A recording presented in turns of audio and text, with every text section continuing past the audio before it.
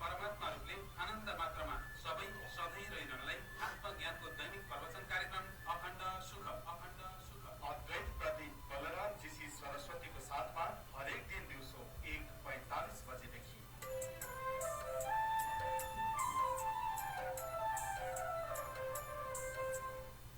नमस्कार। संसारमा सबैभन्दा पहिलो धर्म कुन हो र कुन धर्ममा यो दर्शन श्रेष्ठ दर्शन शिरोमणि बताइएको छ, यसबारेमा हामीले जान्नु राम्रो हुन्छ। संसारमा सबैभन्दा पहिलो धर्म प्राचीन धर्म कुन हो र कुन धर्ममा दर्शन शिरोमणि देखाइएको छ, अर्थात् श्रेष्ठ दर्शन कुन धर्ममा देखाइएको छ, यसबारेमा हामीलाई जानकारी हुनु राम्रो हो। यो दुईटा प्रश्नको उत्तर हो सबैभन्दा प्राचीन संसारको धर्म हिन्दू धर्म हो र दर्शन शिरोमणि दर्शनहरूमा श्रेष्ठ दर्शन त्यो हिन्दू धर्ममा पाइन्छ। यसकारणले हिन्दू धर्मावलम्बीहरू अथवा गैर हिन्दू धर्मावलम्बीहरूले हिन्दू धर्मको बारेमा कमसेकम मोटामोटी केही कुरा जान्नै पर्ने हुन्छ। हिन्दू धर्म भन्नाले यो हिन्दू धर्म सिन्धु भनिन्छ। हिन्दू धर्मलाई धर्म हिन्दू धर्म सिन्धु धर्म भनिन्छ। यो हिन्दू धर्म सिन्धु घाटीको आर्य प्राचीन सभ्यताबाट सुरुवात भएको भनेर वर्णन गरिएको पाइन्छ र यसको क्षेत्र हिमालयदेखि समुद्रसम्म सम्पूर्ण क्षेत्र यसको क्षेत्रभित्र पर्दछ। हिन्दू धर्मलाई तीन रूपले जान्नुपर्ने हुन्छ। एउटा हिन्दू धर्म भनेको आचारमा ज्यादा विश्वास गर्छ। आचार भनेको आचरण, स्वभावमा, राम्रो स्वभावमा। त्यसैले यो कर्मयोगमा यो भक्तिमा ज्यादा जोड दिन्छ। अर्थात् आफ्नो शील स्वभाव, आफ्नो आचरण, आफ्नो वर व्यवहार इत्यादि ज्यादै नैतिकपूर्ण, चरित्रतापूर्ण, आदर्शपूर्ण हुनुपर्ने देखाएको छ। त्यसैले हिन्दू धर्ममा ज्यादा जोड यो कर्म क्षेत्रलाई दिइएको छ। अर्थात् आचारको सन्दर्भलाई ज्यादा जोड दिइएको छ। अर्थात् आचरण सम्बन्धीलाई ज्यादा जोड दिइएको छ। यो तीनटा मध्ये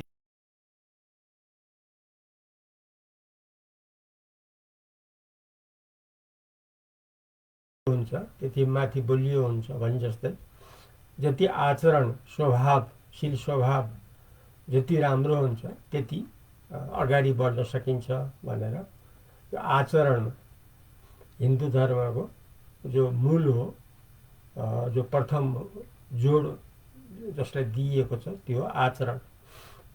यसैले हिन्दू धर्म आचारलाई जोड दिन्छ र दोस्रो हो विचारलाई। यो विचारको अगाडि जो आचार हो, आचरण सम्बन्धमा यो गौतम बुद्ध भगवानले पनि ज्यादा जोड दिनुभएको छ। किनकि शील स्वभाव, आनी बानी, बोलीचाली, वर व्यवहार, खानपिन यी सबै कुरा ज्यादै राम्रो हुनुपर्छ भनेर भगवान बुद्धले ज्यादा जोड दिनुभएको छ। र संसारले ज्यादा सान्दर्भिक, ज्यादा व्यावहारिक भनेर संसारले ज्यादा यसलाई लिएको पनि हामी पाउँछौँ। जो पञ्चशीलमा आधारित छ त्यो चाहिँ नि व्यवहारमा जोड हो, त्यो आचरणमा जोड हो। यसले जग बन्दछ, माथि चढ्नलाई, अगाडि बढ्नलाई मजबुत जग बन्दछ। त्यसैले हिन्दू धर्मको स्वरूप पहिलो हो आचार, दोस्रो हो विचार। विचार भनेको राम्रो आचरण भइसकेपछि के हुन्छ भनेदेखि यो आत्माको बारेमा विचार गर्न सकिन्छ, त्यसको चिन्तन मनन गर्न सकिन्छ, भगवानको बारेमा चिन्तन मनन गर्न सकिने हुन्छ र गर्नुपर्ने हुन्छ। आत्मा के हो, परमात्मा के हो, आफ्नो सदा अमर स्वरूप के हो, सनातन स्वरूप के हो, परिपूर्ण स्वरूप के हो, यथार्थ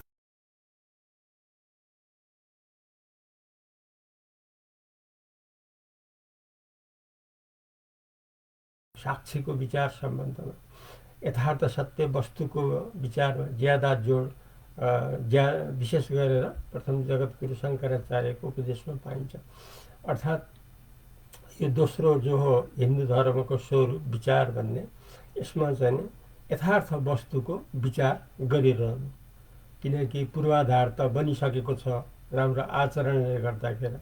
राम्रो आचरण भनेको खानपिन शुद्ध, सात्विक, तामसिक, राजसिक होइन, वर व्यवहार पनि सात्विक, सम्पूर्ण आनीबानी सम्पूर्ण सात्विक व्यवहार भएपछि पूर्वाधार खडा हुन्छ। यसरी भइसकेपछि अनि बल्ल त्यसपछि आत्माको विचार सम्बन्धमा, भगवानको विचार सम्बन्धमा, आफू वास्तवमा को हो, कहाँबाट आएको, कहाँ जाने हो, आफ्नो वास्तविक कर्तव्य के हो, कसरी सुख लाभ हुन्छ, अमरता कसरी प्राप्त हुन्छ, मुक्ति लाभ कसरी हुन्छ, मोक्ष लाभ कसरी हुन्छ, जीवन मुक्त कसरी हुन सकिन्छ, देह मुक्त कसरी हुन सकिन्छ, यसबारेमा विचारमा जोड दिएको छ हिन्दू धर्मले। यो दोस्रो हो। अब तेस्रो के हो भन्दाखेरि यी सम्पूर्ण आचार र विचार गरिसकेपछि अनि अन्तिम पाइने हुन्छ साक्षात्कार। साक्षात्कार भनेको स्वरूप साक्षात्कार, आत्म साक्षात्कार, परमात्माको साक्षात्कार, भगवत साक्षात्कार, ब्रह्म साक्षात्कार, मुक्ति स्थिति, मुक्ति प्राप्ति, यस्तो जो हो यो जीवन मुक्त प्राप्ति, देह मुक्ति प्राप्ति, जो सदाकालीन स्थिति, यस्तो जो हो यसलाई भनिन्छ साक्षात्कार। यो साक्षात्कारमा ब्रह्म ज्ञानलाई लिनुपर्ने हुन्छ, जुन वशिष्ठले बताउनु भएको छ। जो संसारको सर्वोच्च गुरु जो हुनुहुन्छ वशिष्ठ, महामुनि वशिष्ठ, उहाँले यो साक्षात्कारको विषयमा, ब्रह्मको विषयमा उहाँले बताउनु भएको छ। त्यसकारणले यो साक्षात्कार हो जो सबैभन्दा काम लाग्ने र सधैँका लागि काम लाग्ने, जुन कुरा आचार र विचारको योग्यता भएपछि प्राप्त गर्न सकिन्छ। यसको तहमा ज्ञानवान गुरुहरूले, प्रकाण्ड ज्ञानी गुरुहरूले ज्यादा यसमा जोड दिनुभएको छ। विशेष गरेर यो भगवान वशिष्ठले ज्यादा जोड दिनुभएको छ योग वासिष्ठमा। यसमा ब्रह्मलाई देखाइएको छ। ब्रह्मलाई जान्नु हो स्वरूप साक्षात्कारको भूमिका। यसैले साक्षात्कार भनेको आफ्नो सधैँको जो अमर स्वरूप हो, परिपूर्ण स्वरूप हो, मुक्त स्वरूप हो, त्यसको साक्षात् अनुभूति, साक्षात् अनुभव लगातार सधैँ गरिरहनु, यस्तो जो हो यस्तोलाई भनिन्छ साक्षात्कार। हुनाले हिन्दू धर्ममा तीनटा कुरामा जोड दिएको छ। एउटा आचार, दुईटा दोस्रो हो विचार, तेस्रो हो साक्षात्कार। आचार, विचार, साक्षात्कार, यसरी यो तीन तहपूर्वक हामीले जान्न चाह्यौँ भने, कोसिस गऱ्यौँ भने हामीले हिन्दू धर्मको बारेमा यथार्थ जान्न सक्दछौँ। त्यसैले हिन्दू धर्मले तीन पक्षलाई ज्यादा जोड दिन्छ। यसमा गीतामा हामीले यस कुरालाई घटाउन हामी चाह्यौँ भने कर्मयोग पहिलो भूमिका, भक्ति योग दोस्रो भूमिका, अनि ज्ञान योग तेस्रो भूमिका, जसमा साक्षात्कार हुन्छ। गीता 18 अध्यायको 55 श्लोकमा त्यसमा साक्षात्कार देखाइदिनु भएको छ भगवान श्रीकृष्णले। भक्त्या मामभिजानाति यावान् यश्चास्मि तत्त्वतः ततो मां तत्त्वतो ज्ञात्वा विशति तदनन्तरम्। यसरी यो कर्मयोगको आधारबाट, भक्ति योगको आधारबाट आखिरीमा के प्राप्त हुन्छ भन्दाखेरि भगवानमा विलय भइन्छ, परमात्माको साक्षात्कार हुन्छ, परमात्मामा स्थिति हुन्छ, अर्थात् ब्रह्ममा स्थिति हुन्छ भनिकन यसरी गीताको 18 अध्यायको 55 श्लोकमा भगवान् श्रीकृष्णले बताउनु भएको छ। हुनाले यसरी हामीले बुझ्यौँ भने हिन्दू धर्मलाई यो 3 चरणमा 3 प्रकारबाट हामीले यथार्थ बुझ्न सक्छौँ र यसमा पूर्व भूमिका आचारको हुन्छ, अनि त्यसपछि विचारको हुन्छ र अन्तिम हो साक्षात्कार। यो साक्षात्कारको लागि हामीले विशेष गरेर योग वासिष्ठ, ज्ञान वासिष्ठ सार जो भगवान् वशिष्ठले ब्रह्म विषयमा बताउनु भएको छ, त्यस विषयमा हामी प्रवेश गऱ्यौँ भने हामीले साक्षात्कारलाई साक्षात् अनुभव गर्न हामीले सक्ने हुन्छौँ सजिलो रूपमा, सहज रूपमा। त्यसैले यो ब्रह्म हो, यो ब्रह्मको स्थिति, ब्रह्मको स्वभाव, ब्रह्मको पद के हो भन्दाखेरि यो ब्रह्म स्वरूपको मृत्यु हुँदैन। ब्रह्म स्वरूपको मृत्यु हुँदैन।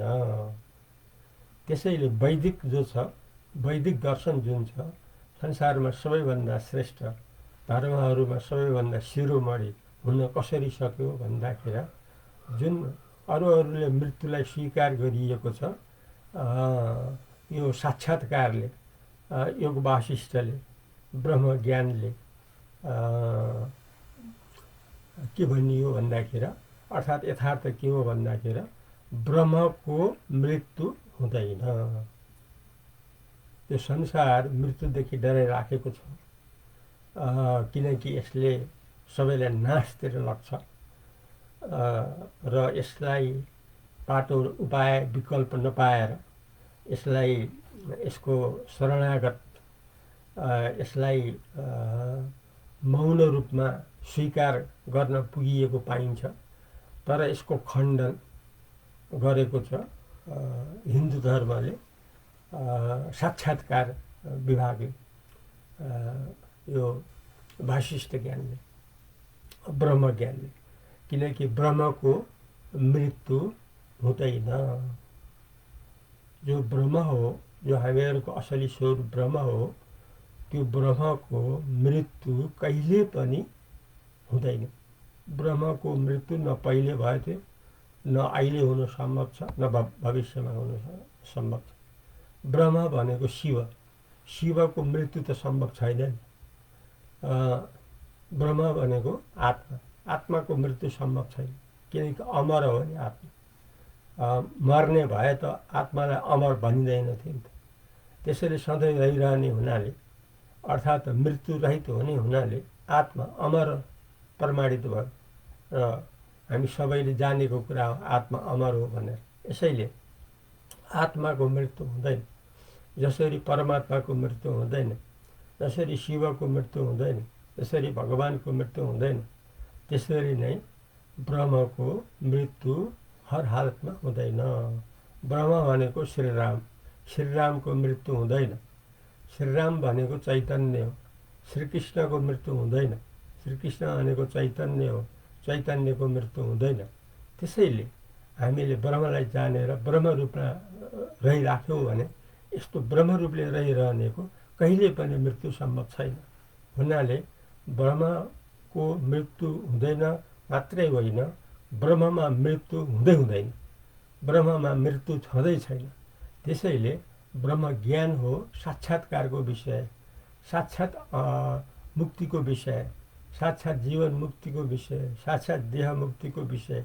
त्यसैले मुक्त भएर रहनलाई, मृत्युलाई जितेर रहिरहनलाई, मृत्यु रहित भएर रहिरहनलाई एकमात्र उपाय हो हिन्दू धर्मको साक्षात्कार रूप जो ब्रह्म हो, त्यो ब्रह्मलाई लिइरहनु। ब्रह्म यस्तो वस्तु हो जहाँ कहिले पनि मृत्यु हुनु सम्भव छैन, न पहिला थियो, न अहिले हुन्छ, न भविष्यमा हुन्छ। र ब्रह्म सबैको यथार्थ स्वरूप हो। त्यसैले ब्रह्ममा रहेपछि ब्रह्ममा रहनेहरूको कुनै हालतमा पनि मृत्यु कहिले पनि सम्भव छँदै छैन। त्यसैले ब्रह्म कसरी मृत्यु रहित हो भन्ने कुरा, यसको यथार्थ प्रामाणिक विवरण भोलिको प्रसङ्गमा बताइनेछ। आजलाई यति नै गरौँ। तबसम्मलाई अद्वैत प्रदीप बलरामजीसीलाई बिदा दिनुहोस्। नमस्कार।